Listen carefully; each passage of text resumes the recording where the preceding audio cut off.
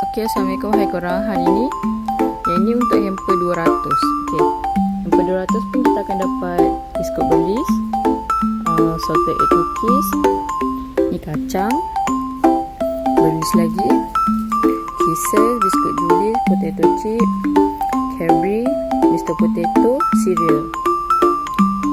Ni wafer. Okay, bahagian belakang dia, kita dapat biskut choco chip ni, bangkit, kismis, love letter, coklat, love letter vanilla, Danish dan biskut tart. Ni pun sama, bergantung pada stok yang kita dapat. Dia pun tinggi juga, dia lebih rendah sedikit daripada hamper 300.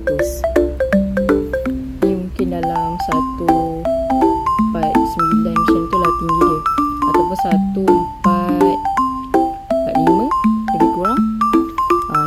Kalau nak order pun boleh je terus WhatsApp kita. Okay.